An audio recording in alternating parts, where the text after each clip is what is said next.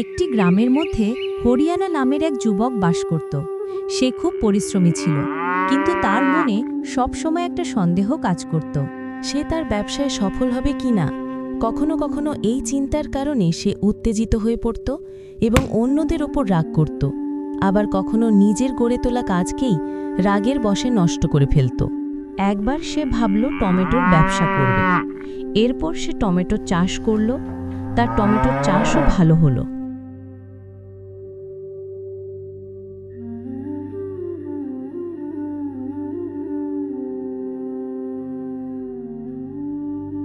আরে বাহ, এই বছর তো আমার টমেটোর চাষ অনেক ভালো হয়েছে। যাই, এবার দেরি না করে এগুলো বাজারে নিয়ে যাই বিক্রি করার জন্য। আমি টমেটোগুলো অনেক বেশি দামে বিক্রি করব। হরিয়ানা টমেটো নিয়ে বাজারের মাঝপথে মন্ডিতে গেল। এক ব্যবসায়ীর কাছে গিয়ে বলল, দেখো, আমার টমেটোগুলো একেবারে তাজা, অক্ষয় বীজের টমেটো। এগুলো মরিচের মতো লাল টাটকা। প্রতি কিলো আমি একই দামে বিক্রি করব। ব্যবসায়ী ঠোঁট উল্টে বলল, এই মন্ডিতে দাম নির্ধারণ করে ব্যবসায়ী, কৃষক নয়। 2 টাকা কিলো দেব, নেবে তো নাও, না হলে রাস্তা দেখো। না, এত অল্প দামে আমি আমার টমেটো বিক্রি করব না। অনেক ব্যবসায়ী আছে, থাক, আমি অন্য কারো কাছে যাব। এরপর হরিয়ানা একের পর এক ব্যবসায়ীর কাছে গেল, কিন্তু কোথাও তার চাওয়া দাম পেল না। শেষে বিরক্ত হয়ে রাগের মাথায় সব টমেটো পাশের খালি ফেলে দিল এবং নিজেরই ক্ষতি করল।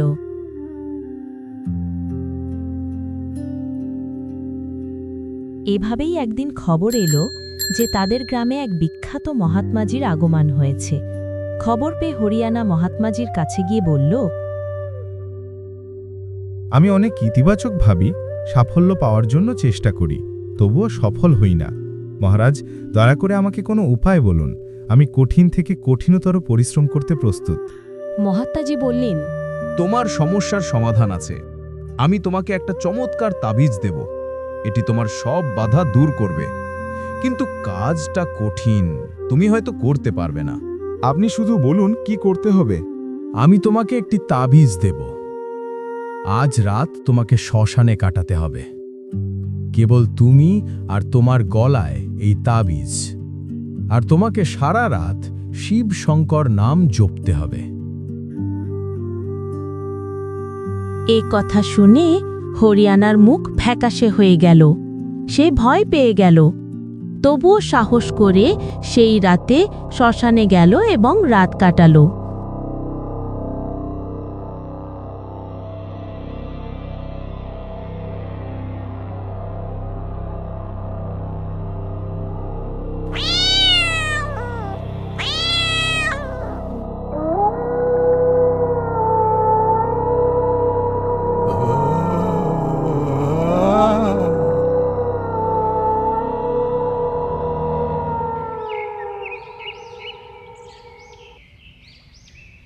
পরদিন ভোরে সে মহাত্মাজির কাছে গিয়ে বলল, মহারাজ, সত্যি বলতে আমি তো বড় ভীতু মানুষ। আগে তো শ্মশানের কাছে দাঁড়ানো আমার পক্ষে সম্ভব ছিল না, কিন্তু এই রাত কাটিয়ে আমি বুঝলাম এখন আমি যে কোনো কিছু করতে পারবো। আমি অবশ্যই সফল হব। সেদিন থেকে হরিয়ানার জীবনে একেবারে পরিবর্তন এলো।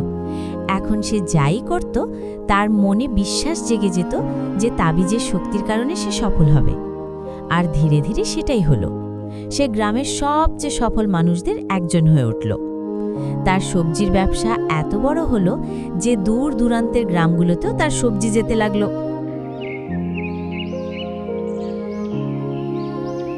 প্রায় 1 বছর পরে আবার সেই মহাত্মাজি গ্রামে এলেন। হরিয়ানা তাড়াতাড়ি তাকে দর্শন করতে গেল এবং তাবিজের গুণগান করতে লাগল। তখন মহাত্মাজি হাসি দিয়ে বললেন, সাফল্যের রহস্য তাবিজে নয়, তোমার বিশ্বাসে। আগে তুমি নিজেকে বিশ্বাস করতে না, তাই সফল হতে পারতে না। তাবিজ শুধু তোমার মনে বিশ্বাস জাগিয়েছিল। বিশ্বাসই আসল শক্তি। হরিয়ানা গভীর মনোযোগ দিয়ে মহাত্মাজির কথা শুনল এবং বড় শিক্ষা পেল। সে বুঝল, যে কোনো ক্ষেত্রে সফল হতে হলে আগে নিজের ওপর বিশ্বাস রাখতে হবে। যদি নিজেকে বিশ্বাস করা যায়, তাহলে সাফল্যের সম্ভাবনা ক্রমেই বাড়তে থাকে।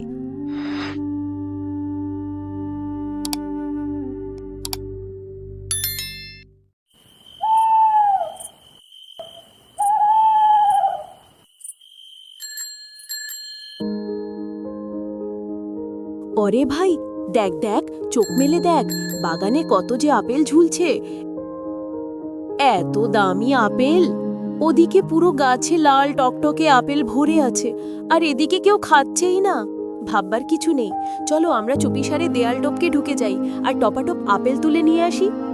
তারপর আমরা দুই ভাই মিলে মজা করে আপেল খাবো। আহ বাবারে, মরলাম!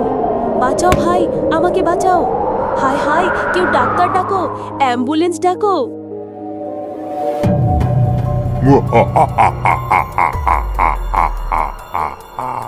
খুব লোভ হলো তোদের না রে? আজ থেকে যদি আমার বাগানের দিকে একবারও চোখ তুলিস, আমি তোদের জীবন্ত চিবিয়ে খাবো। আমি হলাম ভূতেদের সর্দার, কঙ্কাল ভূত, কঙ্কাল ভূত। আরে বাবারে, ভূত ভূত! রাম রাম রাম রাম! ওরে বিট্টু, পালা! আমার কথা ভুলে গেলেও এইটা ভুলবি না, পরের বার এদিকে এলেই আমি চোখ উপড়ে নেব।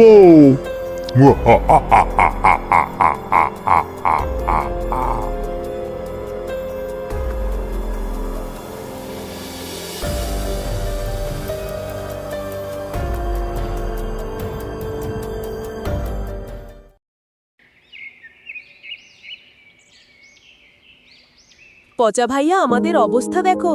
দেখে তো মনে হচ্ছে তোমাদের ভূত মেরে ধরে ঢোল বানিয়ে ফেলেছে। কি আর বলবো ভাই, ভূতের হাতে কড়া ধোলাই হয়েছে। কি হলো তোমাদের? আরে জিজ্ঞেস করো না, গতকাল সন্ধ্যায় এই পচা তো কোনো ভূতে ভয় পায় না। এই মানুষ যাবে আপেল বাগানে আর গোটা বাগান সাফ করে দেবে। সাবধান, ওই ভূত খুব ভয়ঙ্কর। আমাকে তো দিনে গেলেও ভয় লাগে ওদিকে। আরে এসব বাজে বাজে কথা রাখো নিজের কাছে। ভূত প্রেত সব আমি পকেটে নিয়ে ঘুরি। হ্যাঁ বুঝলাম, পকেটে। তাহলে শোনো, আগামীকাল সকালেই হবে মিশন বাগান সাফাই। দেখিস, আপেলের লোভে গিয়ে শেষে কপালে দাওয়াই মেখে ফিরবি।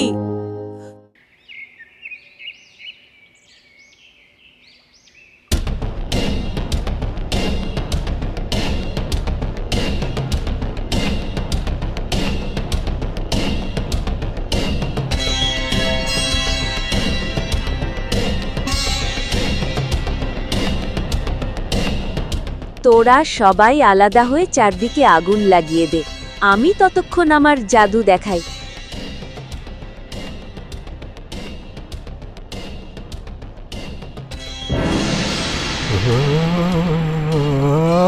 লোভ, লোভ খুব খারাপ জিনিস। উফ বাবারে, ভূত আমার দাঁত সব ফেলে দিল।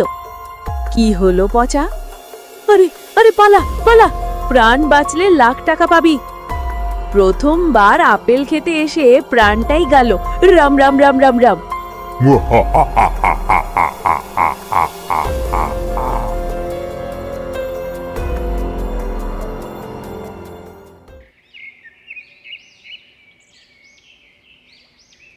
না ভাই, এই অপমান মেনে নেওয়া যায় না।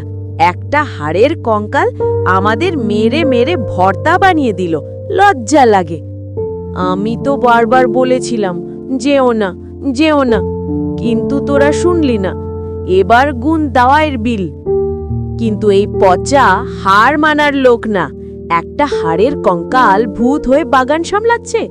আমি ওকে দেখাবো কে আমি। কিন্তু করবি কেমন করে? ওর হাতে তো অদ্ভুত শক্তি, আমরা কিছুতেই ওর মোকাবিলা করতে পারবো না। কিন্তু এই এলাকায় একজন আছেন যিনি পারবেন। তিনি হলেন তান্ত্রিক চামুন্ডা বাবা।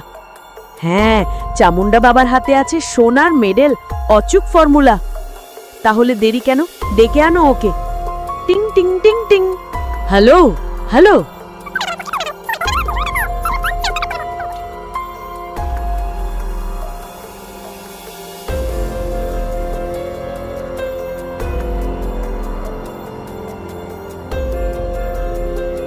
কাজ হবেই হবে। ভূত উধাও, শুধু প্রতিদিন 500 টাকা আমার ঝোলাই দিও। কাজ না হলে পুরো টাকা ফেরত, এটাই গ্যারেন্টি। তাহলে আজ রাতেই যাওয়া যাক বাগানে। আমার কাজ লাইভ ভিডিও করে নিও। চ্যানেলের নাম SPP ডে।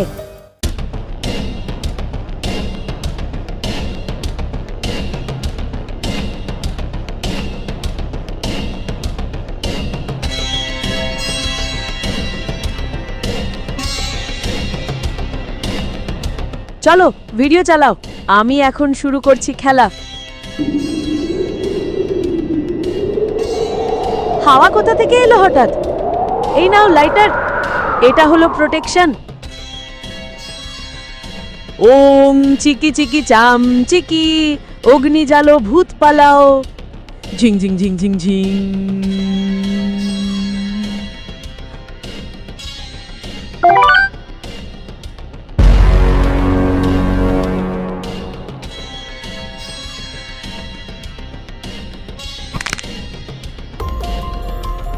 বাঁচাও বাঁচাও, মরে গেলাম রে। কঙ্কাল ভূত, মাফ করে দাও, আমাদের ভুল হয়ে গেছে। আজ থেকে বাগানের দিকে ফিরেও তাকাবো না, ভগবানের কসম। আমাকেও মাফ করো, আমার এখনো বিয়ে হয়নি। কি আছে, তোমাদের ছেড়ে দিচ্ছি, কিন্তু এক শর্তে। কি শর্ত? আমরা সব করব। তোমরা সবাই বাগানের যত্ন নেবে, গাছকে পানি দেবে, পরিষ্কার রাখবে। যদি ঠিকভাবে রাখো তাহলে বাগানও তোমাদের, আপেলও তোমাদের। ধন্যবাদ ভূত দাদু, আমরা প্রতিশ্রুতি দিচ্ছি। তাহলে যাও, ছেড়ে দিলাম।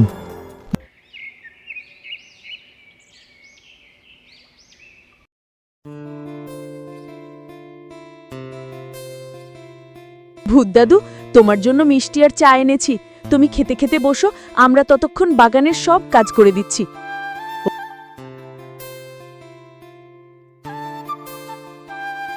ও, তোমরা তো ভীষণ ভালো ছেলে।